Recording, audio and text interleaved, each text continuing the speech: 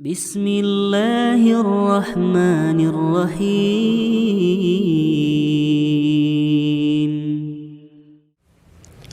إن الحمد لله نحمده ونستعينه ونستغفره ونتوب إليه ونعوذ بالله من شرور أنفسنا ومن سيئات أعمالنا من يهده الله فلا مضل له ومن يضلل فلن تجد له وليا مرشدا أشهد أن لا إله إلا الله وحده لا شريك له إقرارا به وتوحيدا وأشهد أن سيدنا وحبيبنا ومولانا محمد ابن عبد الله صلى الله عليه وسلم تسليما مزيدا قال الله تعالى في القرآن العظيم يا أيها الذين آمنوا اتقوا الله حق تقاته ولا تموتن إلا وأنتم مسلمون يا أيها الذين آمنوا اتقوا الله وقولوا قولا سديدا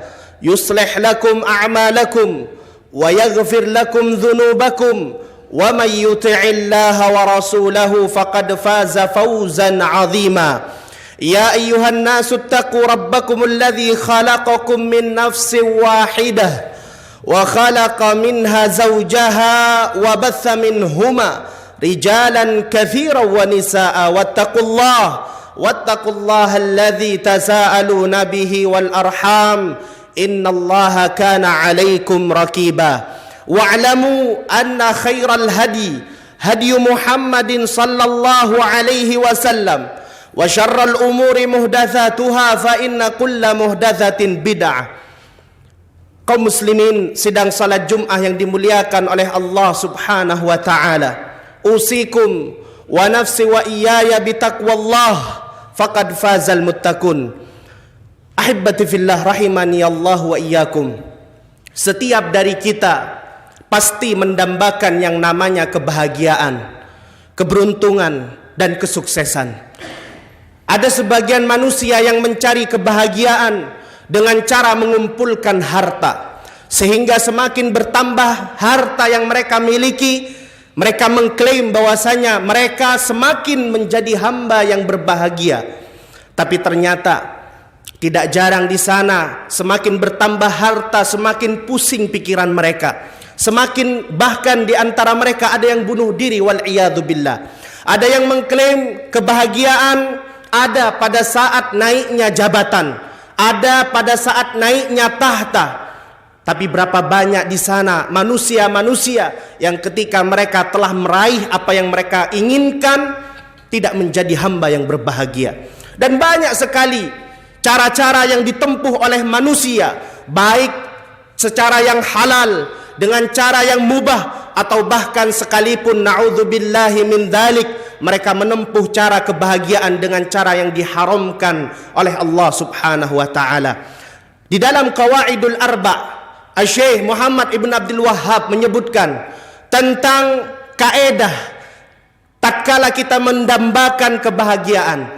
Beliau menyebutkan as'alallahal azim rabbal arsyil karim ayyatawallaka fid dunya wal akhirah wa ayyaj'alaka wa ayyubarika wa ayyaj'alaka mubarakan aynama kunta wa ayyaj'alaka mimman idza u'tiya syakara wa idza btuliya sabara wa idza aznaba istaghfara wa hadhihi thalath unwanus sa'adah. Ada 3 kebahagiaan kaum muslimin yang dimuliakan oleh Allah Subhanahu wa taala. Kebahagiaan yang disebutkan oleh Syekh Muhammad ibn Abdul Wahhab rahimahullahu ta'ala. Ada 3 kebahagiaan yang patut untuk kita sadari bahwasanya terkadang kita melupakan kebahagiaan tersebut, yang ternyata kebahagiaan tersebut hadir di dalam kehidupan kita.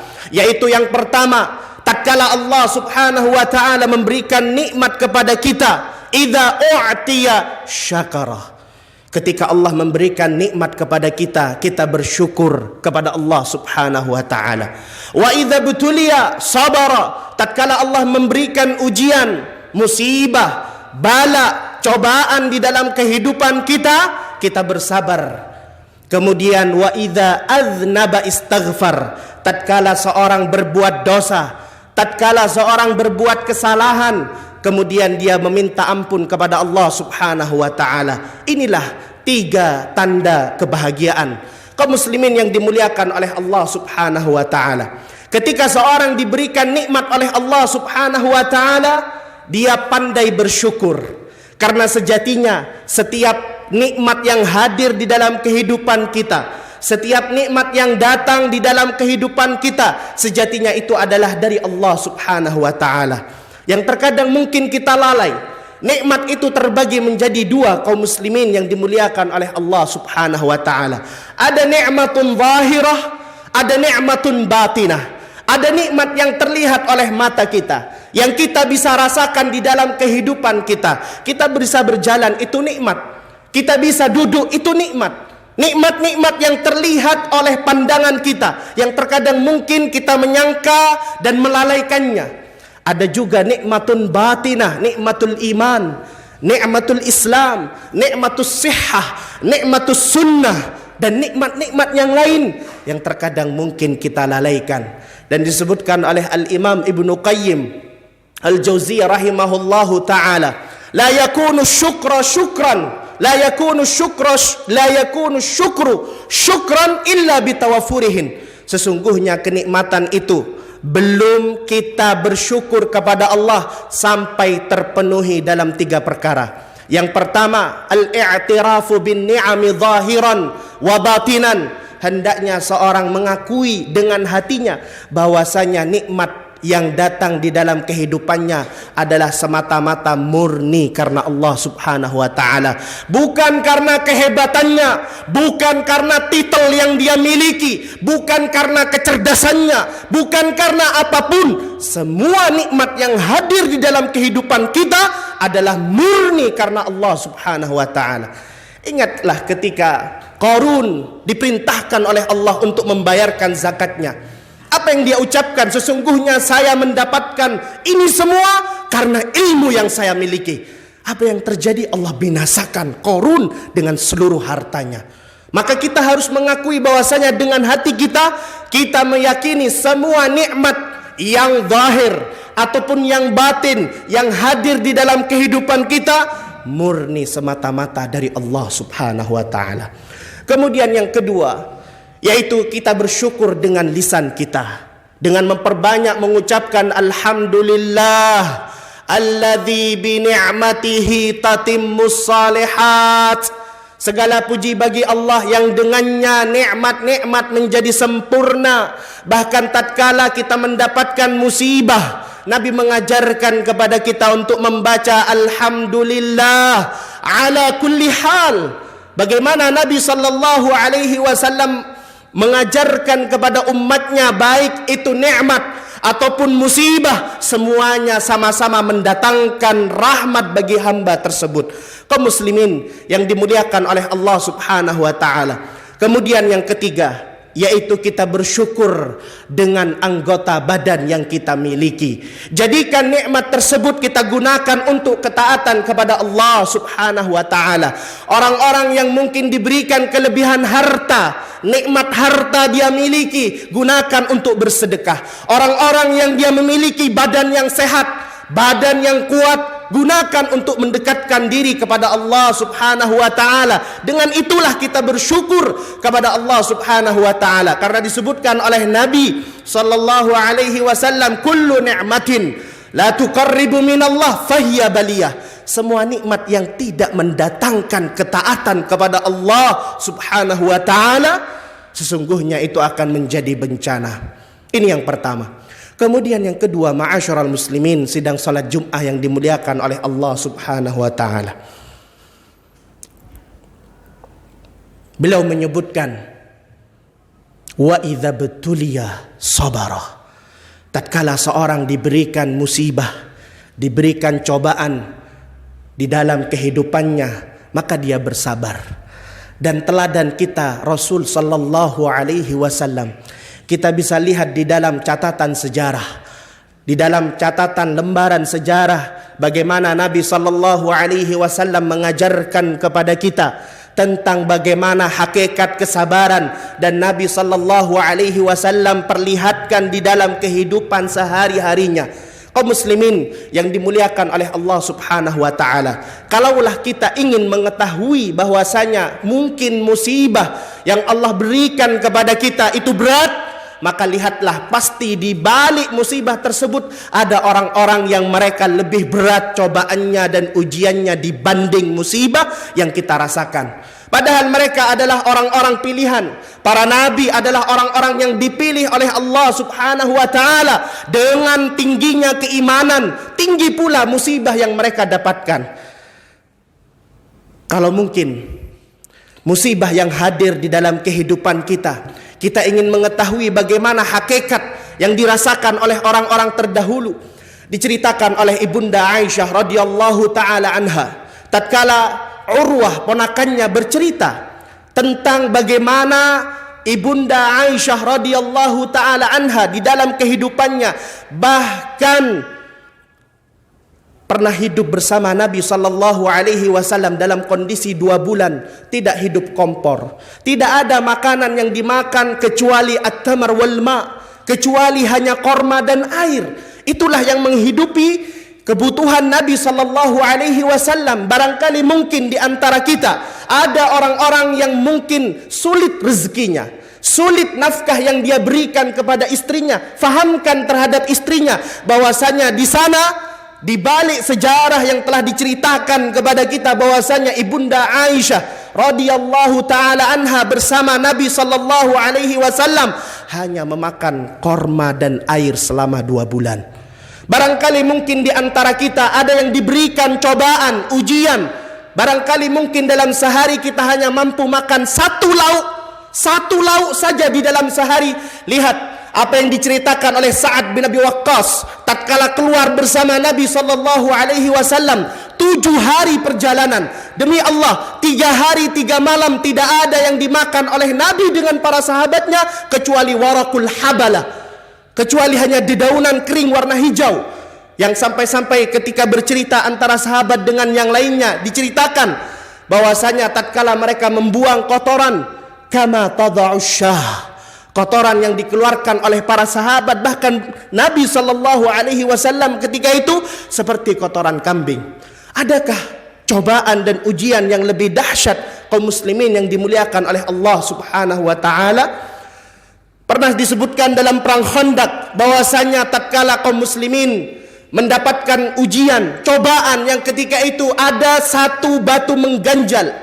Ketika itu disebutkan Jabir ibn Abdullah datang kepada Nabi sallallahu alaihi wasallam mengadukan tentang proyek penggalian Khandaq ketika itu. Nabi sallallahu alaihi wasallam berkata, "Ana nazil." Kalau begitu Jabir, aku yang akan turun. Nabi membawa semacam linggis mi'wal, dibawalah ke tempat penggalian Khandaq ketika itu dihancurkan oleh Nabi sallallahu alaihi wasallam. Jabir bin Abdullah melihat, demi Allah, aku melihat ada 3 batu mengganjal di perut Nabi sallallahu alaihi wasallam. Kemudian Jabir bin Abdullah pulang ke rumah istrinya, kemudian berkata, "Adakah makanan? Hanya ada adonan tepung dan ada anak kambing. Kemudian masaklah, aku akan berikan kepada Nabi sallallahu alaihi wasallam." Inilah potret teladan yang dicontohkan Nabi sallallahu alaihi wasallam di dalam kehidupannya. Aqulu qauli hadza wa astaghfirullah li wa lakum wa li zairil muslimina min kulli dhanbin fastaghfiruh innahu huwal ghafurur rahim. Alhamdulillah ala ihsanih wa syukru lahu ala taufiqihi wa amtinanih. Asyhadu an la ilaha illallah wahdahu la syarika lah ta'ziman li sya'nih wa asyhadu anna Muhammadan 'abduhu wa rasuluh ad-da'i ila ridwanih. Kaum muslimin, sidang salat Jumat yang dimuliakan oleh Allah Subhanahu wa taala. Kemudian di antara tanda-tanda kebahagiaan yang ketiga adalah wa idza adznaba istaghfar. Tatkala seorang melakukan perbuatan dosa, seorang melakukan kesalahan, maka hal terbaik yang dia lakukan adalah memohon ampun kepada Allah Subhanahu wa taala. Karena sejatinya beristighfar itu bukan hanya kita memohon agar Allah Subhanahu wa taala mengampuni dosa dan kesalahan kita. Ada makna lain yang terkadang jarang dimengerti oleh orang-orang adalah istighfar. Tidak hanya kita meminta agar Allah mengampuni dan menghapus dosa kita, tapi makna istighfar juga adalah kita memohon agar Allah Subhanahu wa taala menutup aib yang ada di dalam diri kita. Karena sejatinya Allah lah yang menutup aib yang ada di dalam diri kita. Seandainya kita melakukan banyak sekali perbuatan, banyak melakukan amal saleh, kita melakukan salat malam dan sebagainya, kita melakukan ibadah-ibadah yang kita kerjakan, lantas di sana kita melakukan satu kesalahan, maka manusia akan lebih mengingat kesalahan yang kita lakukan dibanding kebaikan yang kita kerjakan. Itulah yang terjadi kaum muslimin yang dimuliakan oleh Allah Subhanahu wa taala. Bahkan disebutkan pernah ada seorang yang datang kepada Imam Ahli Sunnah, Imam Ahmad bin Hanbal rahimahullahu ta'ala. Ketika itu orang tersebut datang sembari memuji Imam Ahmad. Wahai Imam, engkau begini, dipuji dengan pujian yang sedemikian rupa. Siapa yang tidak kenal dengan Imam Ahli Sunnah wal Jamaah? Dipuji dengan sedemikian pujian yang sangat indah. Dijawab oleh Imam Ahmad bin Hanbal, "Lau alimta ma indi minadz-dzunubi lahathauta ala ra'si biturabi." Kalau seandainya fulan kau tahu apa yang ada di dalam hatiku dari kesalahan-kesalahanku, engkau tidak akan memujiku, tapi engkau akan mengambil debu, kau akan mengambil tanah dan kau akan lemparkan ke kepalaku. Sejatinya Allah lah yang menutup dosa dan kesalahan yang kita miliki. Maka kita memohon kepada Allah Subhanahu wa taala, mudah-mudahan kita semua di masjid yang penuh dengan berkah ini, kita dijadikan orang-orang yang ketika mendapatkan nikmat, kita pandai bersyukur kepada Allah Subhanahu wa ta'ala. Yang tatkala mungkin di antara kita mendapatkan ujian ataupun musibah, kita dijadikan orang-orang yang pandai untuk bersabar. Dan tatkala kita melakukan perbuatan dosa atau khilaf ataupun kesalahan, kita dijadikan orang-orang yang pandai untuk beristighfar kepada Allah Subhanahu wa taala. Akhirnya marilah kita bermunajat kepada Allah. Innallaha wa malaikatahu yusalluna 'alan nabi. Ya ayyuhalladzina amanu sallu 'alaihi wa sallimu taslima. Allahumma salli 'ala nabiyyina Muhammad wa 'ala ali nabiyyina Muhammad kama sallaita wa sallamta wa barakta 'ala nabiyyina Ibrahim innaka Hamidum Majid. Allahumma ighfir lil muslimina wal muslimat wal mu'minina wal mu'minat al ahya'i minhum wal amwat innaka antas sami'un qaribun mujibud da'wat wa ya qadiyal hajat. Allahumma aslih lana dinana alladhi huwa ismatu amrina wa aslih lana dunyana allati fiha ma'ashuna wa aslih lana akhiratana allati ilaiha ma'aduna waj'alil hayata ziyadatan lana fi kulli خير واجعل الموت راحة لنا من كل شر. اللهم لا تدع في مقامنا هذا ذنبا إلا غفرته ولا مريضا إلا شفيته ولا ضالا إلا هديته ولا كربا إلا نفسته ولا عسيرا إلا يسرته ولا حاجة من حوائج الدنيا والآخرة إلا قضيتها ويسرتها برحمتك يا أرحم الراحمين. ربنا آتنا في الدنيا حسنة وفي الآخرة حسنة وقنا عذاب النار وسبحان ربك رب العزة عما يصفون وسلام على المرسلين والحمد لله رب العالمين. أقم الصلاة. أيها الذين آمنوا كلوا من طيبات ما رزقناكم واشكروا لله إن كنتم إياه تعبدون.